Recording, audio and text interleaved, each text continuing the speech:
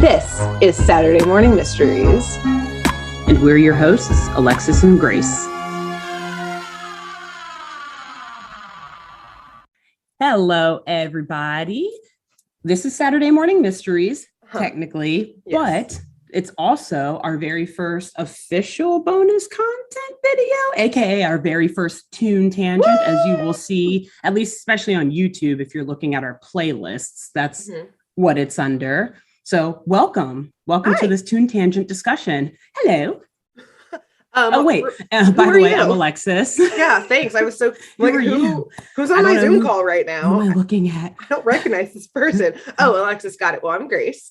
Really quick before you get into the Toon Tangent thing, I just so every time before we start recording, we count in and clap because it helps line things up. And I really quick just need to tell the story of last night. We went to go see the ballet here in out where we live, and it was lovely and beautiful, but it was really both fun because at one point for one of the dances, like they like started to clap to like get the audience to do it too, and then it was progressively getting faster, and it was so fucking funny because like people just lost it, like there's a bunch of kids in the audience, like no one could keep up, like Justin and I were just like stopped because it was so funny that like all the performers were like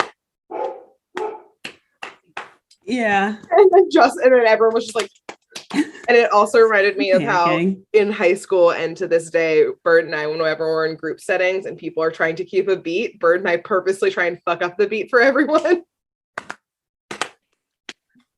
It's like, this beat doesn't even exist. This is not rhythm in any way. So that's basically what happened last night in a nicely masked and vaccinated auditorium. But yeah, we just watched like the clapping like fall apart, and all the performers have to keep it up still and like stay serious. And, like try to encourage people, like, no, listen to us, follow us. Damn it! We are your visual cue. You don't even need to hear the music; just watch what we're doing.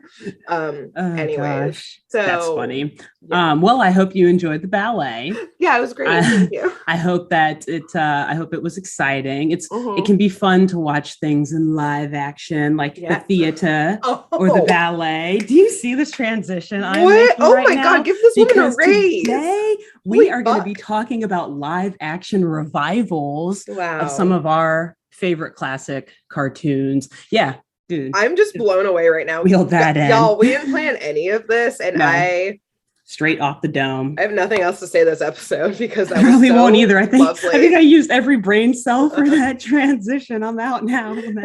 Yep. That was a really masterful transition. I'm so excited to talk about this today because we have a lot of opinions about.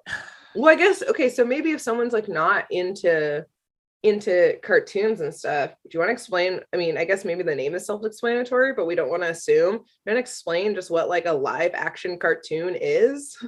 Yeah, well, I guess so. It's not a live action cartoon, but like a live action adaptation or reboot or revival.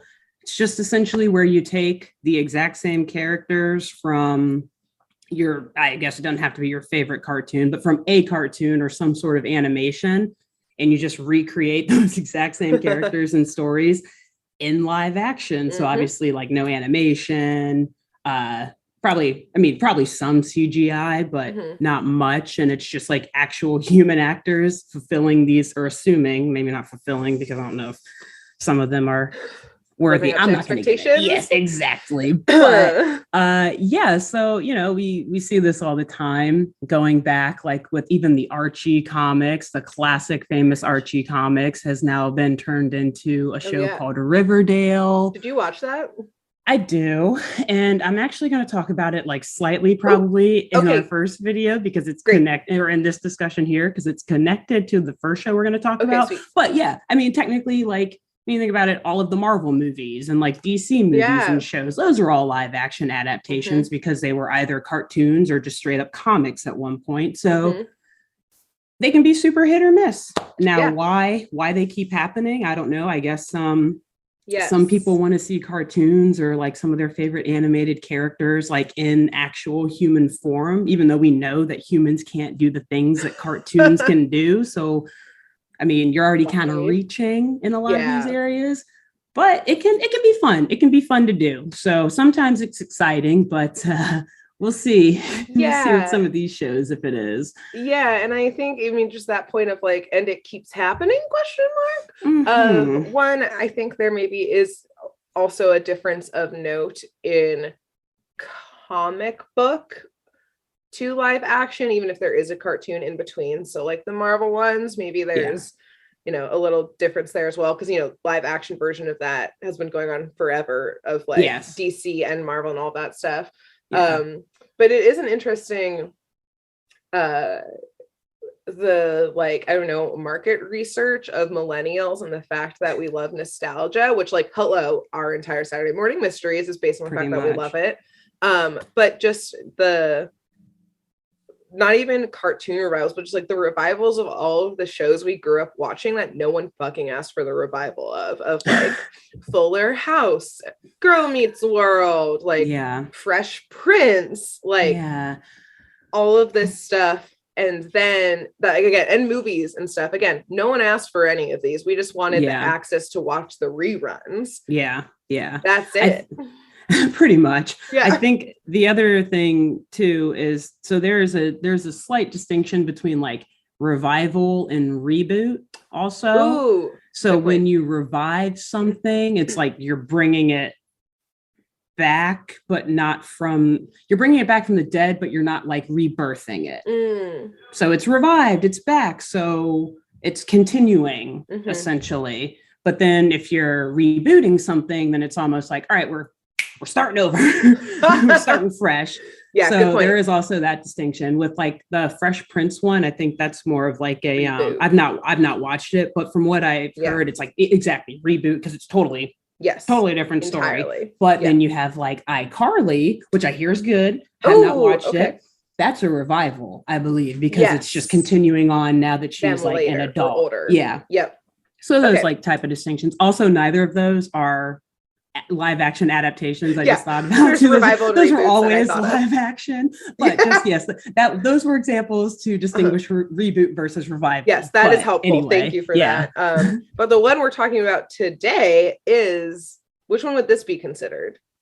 A live action, I think revival, based on what I've read. A live action adaptation / revival. Okay, and it is of Powerpuff Girls, y'all.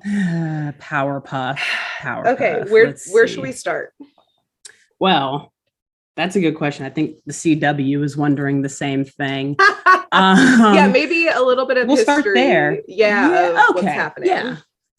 So obviously, if you're watching the show, we assume that you're probably at least like lower mid 20s or something. You probably remember an amazing cartoon growing up called the Powerpuff Girls, which actually that itself was also revived as a cartoon several times. Apparently, I don't think I ever watched it after 2012 or anything. We might also do that one day as one of our shows that we cover with true crime. So keep that in mind, because there are a lot of amazing villains and episodes to cover. So, and it has a very special place in at least my heart. Continue. Yes. This show, classic, as Grace has noted, very special place in her heart and a lot of people's hearts, especially us millennials. One of the shows that we just grew up watching every Monday, Tuesday, Wednesday, Thursday, Friday, Saturday, and Sunday, pretty much. And so it's owned by, it aired on Cartoon Network, which I think way before in a video I talked about is owned by Warner Media, which is owned by Warner Brothers and all this and whatnot, which also owns the CW. So again, Riverdale, home of that, however you feel about those shows. And obviously they're in the mood for a lot of live action readaptations over there. So they decided, hey, this is a show that a lot of people loved growing up. Why don't we let's throw that into a live action mix and see where it takes us. Riverdale is apparently like a great show for our station, as are some of these other live action adaptations that they're doing. So why not try Powerpuff Girls as well? Yeah, before you get into like the what we have learned, the fuck ups of CWs thus far and the redos, let's also keep in mind specifically that Powerpuff Girls was 3 accidentally lab made triplets. Essentially, that's where children with superpowers is, I think, an important like distinction, because at least, again, so I haven't watched Riverdale, but I grew up reading Archie comics like religiously. Like our house is probably full of them still, but at least with that, it was like taking teenagers from the comic book to teenagers in real life. Like, great, we're still teenagers in high school, but taking little children who were like, I don't know, 7 or something. I don't know how they were in kindergarten. Oh, so, yes. Like 5 or 6 maybe. Yeah. Something like that. So that I think is an important, just like of note as well in trying to revive such a show. Go on. Yeah. What have we learned about that's revival that's so good. far? I'm glad that you did bring that history in. And I don't know, maybe we'll add like some videos if you're watching this on YouTube, so that we don't have to like necessarily go into deep detail of what the appearances of everyone looks like. But so there's 3 girls who were created in a lab by a professor, not an evil professor. He's also their father, Professor Utonium. And he's like a loving dad. He always takes care of things around the house. And so the revival, they were saying, hey, let's make these kids grown up. Let's not keep them as 6-year-olds, which I understand. You can't really have 6-year-olds flying through the sky, defeating villains and monsters. That makes sense. But it almost makes as little sense to age these women, because what we're finding out, right? So we had to read a bunch of articles about this reboot, because we're very invested, obviously, in the way that this show or this revival comes about. And so, according to a lot of folks who have reported on it, this show is gonna have some like disillusioned 20-something-year-old Powerpuff women, I guess we call them now, trying to understand the world that they grew up in, and kind of realizing that like their whole life was a lie to some extent.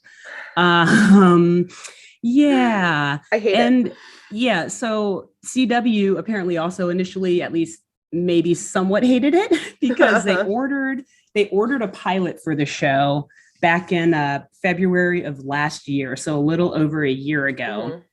And upon seeing it, they said, nope, do it again.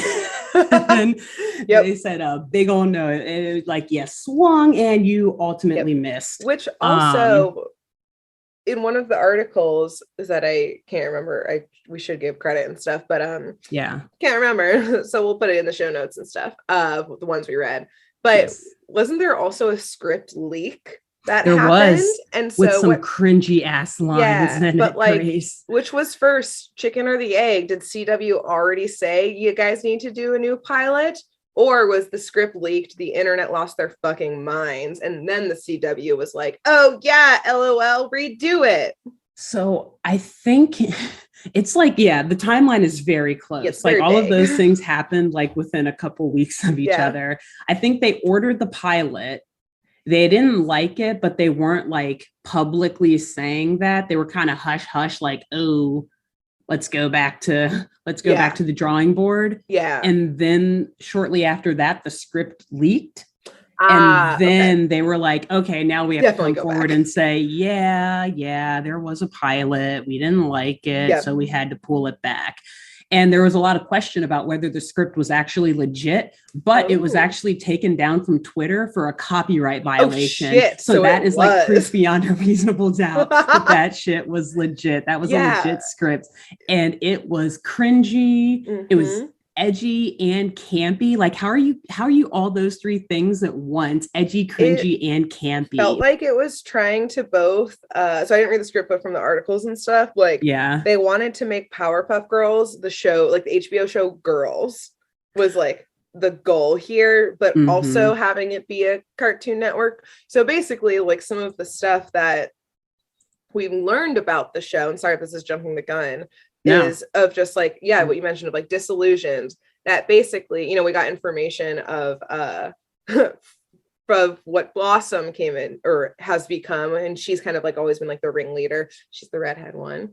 And that it was basically like, you know, she's got multiple degrees and PhDs and all of that shit, which also if she's like in her mid-20s, you don't have multiple PhDs by then. So already I'm like, I don't even have one. Yeah, exactly. I think she's like 25. Yeah. Right. Yeah. Like which coming from a household. Guess you're a superhero. She's a genius. Like she is superhero. Like that's one of her strengths, I guess, because she was always the smartest one too. But still, like, come on, if they're trying to live a realistic life. Yeah. Just going to say from literally being a household in which a PhD is occurring, Yeah. You ain't doing it by 25. Let me just say.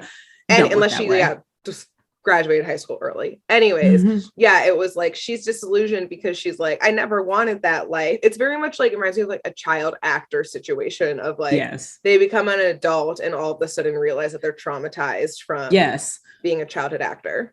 And that's very much like the role that Bubbles plays in particular. Apparently she's like a washed up, like social media influencer who is now like doing like direct sales or something. And she apparently like is a recovering drug addict. It's like, how could you take literally the sweetest person from that show and make her a former drug addict and then like make her like this Hollywood, like burnt out, it's again just the edginess that they're trying to go for. And of course Buttercup, who was already like the tough edgy character, apparently she's like, I couldn't tell, like it seems like some of the articles were conflicting. She's either like a somewhat vigilante, like hiding her identity while fighting crime, or she's just like a firefighter. I forget which one. Okay, well, the former would have been a cool show. Like, if it was like, hey, we're all grown up now, pretending to lead normal lives, but we're all fucking vigilante superheroes still as adults, be dope. I would watch that. Like in different corners of the country, just like doing their own thing. Yeah. Exactly. Or like, even, I would watch that. Or to like throw back to what our regular episodes have been about thus far with Scooby-Doo, that Freddie Prinze Jr. Scooby-Doo live action in which like the gang had broken up but all got brought back together. Like I would have watched that for Powerpuff Girls, or like, and I kind of think that is the premise of this one. Like they are broken up to start, but something is going to bring them all back to Townsville. The professor dies or some shit. No. Oh, I'm glad he does not. Oh, great. Okay, good. And because the professor is played, actually, this is one of the bright spots. So I will say, I know we're kind of shitting on this show, but I actually I kind of want it to do well because there are some bright spots on this. Ooh. One of which, actually, I guess this one's a toss up, but Donald Faison plays the professor. Donald Faison from Scrubs. From Clueless. Yes. Oh, what? Yes. So also the professor is black now and bald, which, I mean, however you feel about recharacterizing certain characters, whatever. I will say as a quick side note, I do love recharacterizing characters. Yeah, I'm like, if it works for the plot, then I'm totally, if it makes sense, then I'm like, fine, go for it. Like, I don't care. But if it's just totally like, whatever. We're if it's like we're trying to be whatever in 2022, and so we want to make sure, like, but don't do it to check the box. Don't do it to check the box. Yeah, do it because it actually develops the plot. Yes, this can't be a diversity hire, but I just love him so much. He could be He could be playing the Powerpuff diversity Girls, hire, and I would be okay with it. This is one diversity hire I'm okay with. He just switches the wigs to be each of the power. It's actually only him. Just him. It's a one-man show. In like their dresses and stuff too. He like doesn't shave his legs or anything. Yeah. He also is playing like the Powerpuff Girls. He plays Mojo Jojo. He plays what's the like mayor's secretary who you never see her face. Who she's also in it, Sarah Bellum. He could play her and I'd be happy. So Sarah, she is also in it, played by Robin Lively. I think she's related to Blake Lively. Okay, great. I was going to assume it's like either her sister or something. I'm not going to look it up now. Distant related, I support because Blake Lively is incredible. Blake Lively's awesome. Yes. Let's see who else. I forget who else is in this, but you did mention Mojo Jojo. Another awful thing I heard is that apparently he has now been written as a human. Oh. Which, you know, live action, I get it. It's hard to have a monkey as a villain, but Mojo Jojo is literally the main villain of that show. Yes. Like, I know that it's a rotating villain kind of thing with them where they're fighting someone new every episode, but he is exactly, he's like their Thanos or their like Galactus or whatever from comics. So how are you gonna just like totally change his character? It just, and look, that's the point of all of this. Like, the main criticism of all of this is that Powerpuff Girls, it's a very hard show to do as a live action show unless you're really going to put a bunch of money into it, a bunch of time and effort to get it right. And you got to like be willing to have a really kooky kind of script and something that's kind of more offbeat, because just the nature of the show itself is so like out there that you're gonna have to get a little wild with it. Yeah, so and I'm a little nervous. It kind of feels like they had an idea in mind for a TV show in which like washed up superheroes got their shit together, and they were like, how can we market this to make other people want to watch it? We'll just say it's Powerpuff Girls. Exactly. Instead of saying, let's redo Powerpuff Girls, how do we make it make sense? Like, they went backwards in it and just needed a way to market it and sell it. So true. I think I have perhaps like maybe less faith and hope in it.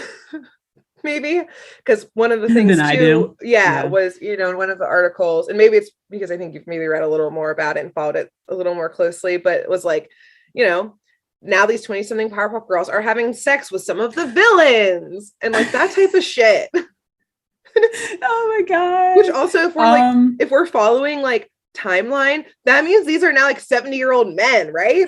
Yeah, you're right. I guess. Yeah, what? That's fucked up. Yeah. Oh my god. Yeah, there's a lot of things wrong with it. And yeah, look, I'm not saying I'm not saying I'm super hopeful for it. I'm saying that there's some good casting. There's really good casting. Yeah. The writers are great too, actually, and the producers. One of the writers wrote like Jennifer's Body and Juno. So I don't know if you've seen either or both of them, but those are both, in my opinion, at least very good movies. Especially that are like, you know, showcasing strong female leads. Yeah. And then one of the producers, he's like just like one of the best ever. He did like Dawson's Creek, Greg Berlanti, Dawson's Creek. He does Riverdale too, but he also does like a lot of the shows on HBO Max and all of that. So, which I will say, for those of you listening to the podcast, there was a slight eye roll there about Riverdale. I've never watched it again, but it's done really well. Right? Yeah. Like it's I know a lot of people have watched it's definitely well filmed and pretty well acted.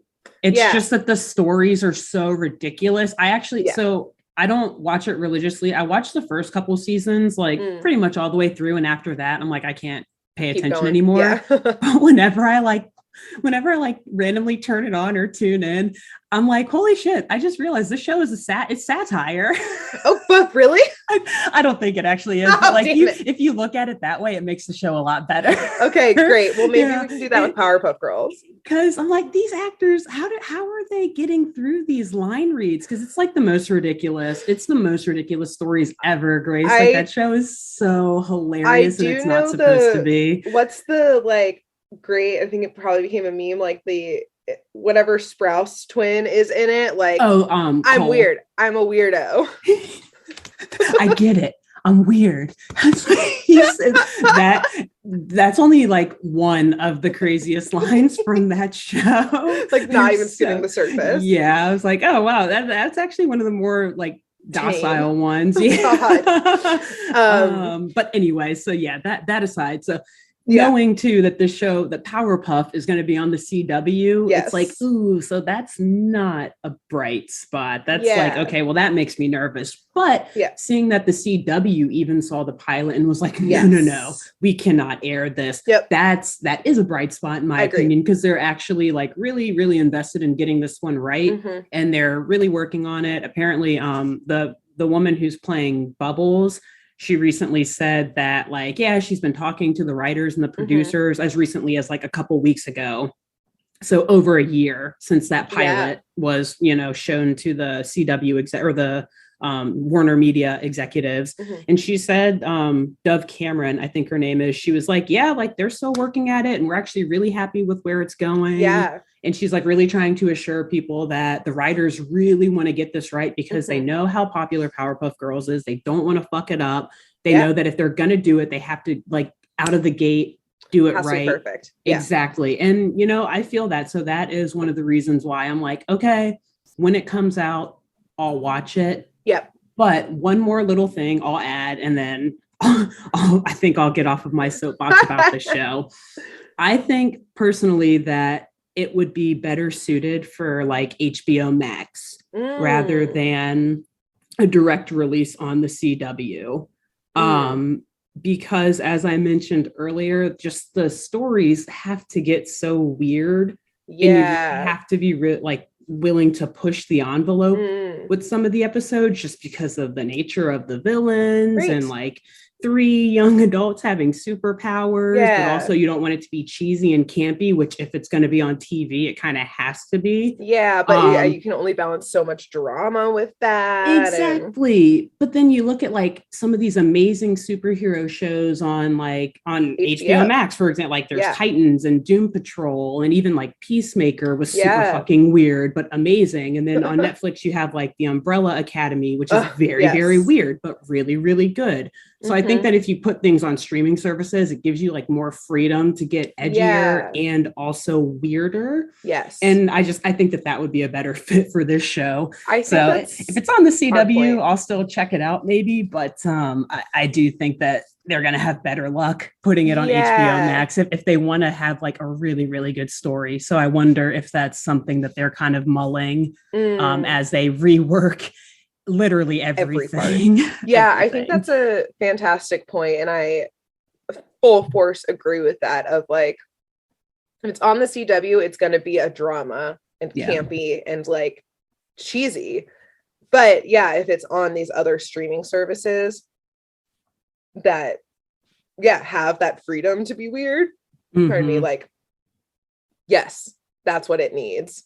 So I guess, and to your point of like, that the execs and CW are like, oh, we fucked that up, let's redo it, which I will say is also not that uncommon in the world of like TV. Like that's what a pilot is this is a test run to see if we need to go back to the drawing board, and like all of our favorite shows have done that type of thing. Very so true. Like that's not, and then become the shows that we know and love today, and we would have maybe hated it if it had gone with the original pilot. So going back to the drawing board is a really good sign.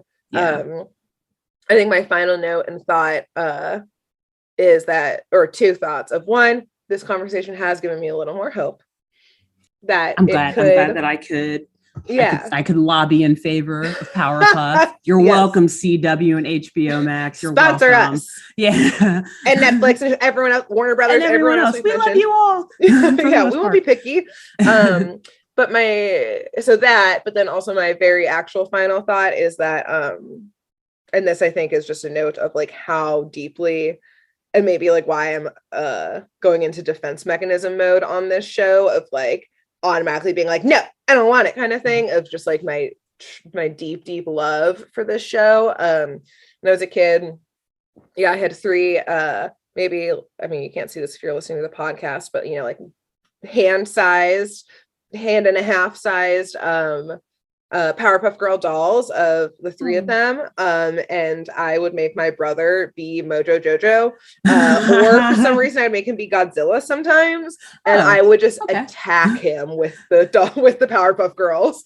And like I would chase him. He's my older brother too, so like God bless Grant's soul. Hi Grant, if you're listening to small this. Either. Although I guess when you were little, he was probably smaller, I'm sure. But still like always bigger than I am, and like, could easily probably beat me up, especially as a kid and stuff. But he would play along as I would chase him around the house, and like I have a distinct memory, I think, of like one of the Powerpuff Girls like being on like top of the TV as he like ran, and then I just like chucked it at him or something. So take that. Yeah, really, really go deeply, Blossom, go. Yeah, deeply love it. And I think we should end with a question, both for our audience and for us. Yeah. Which Powerpuff Girl would you be? Oh, wow. Including who did you think you were as a child, and then you grew up and you were like, wait, no, I'm this one.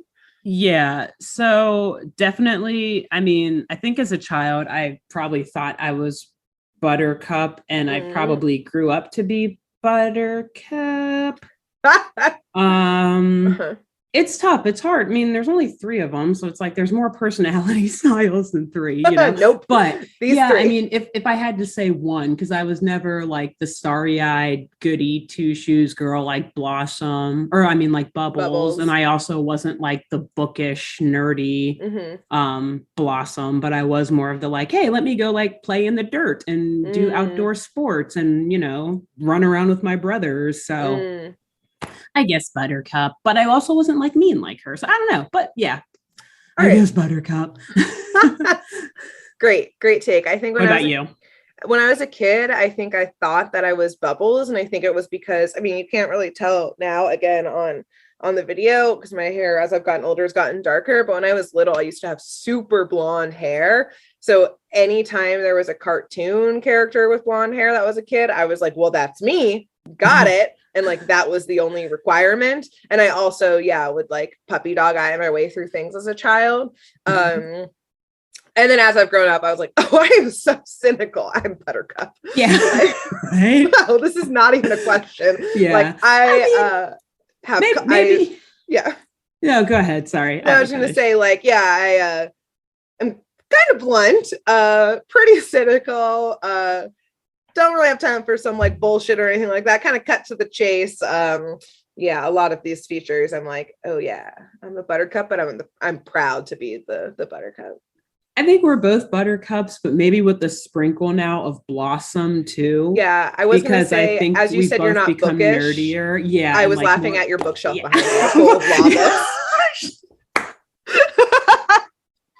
I was like, you're not bookish. Any of these. No, yeah, wow. That's actually, I feel like super, super pretentious now.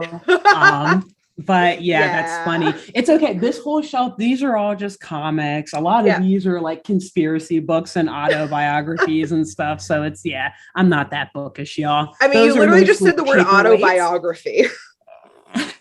And like pretentious. Anyway, so, but nonetheless, that's a great question. So audience, put in the comments, 1, let us know if you're excited for this. Yes.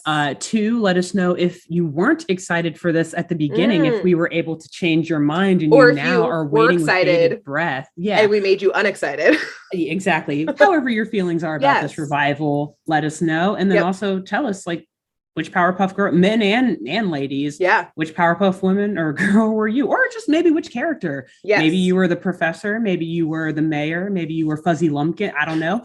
You have the Mojo Jojo. I don't know. Just tell us your favorite character, who you identify with the most.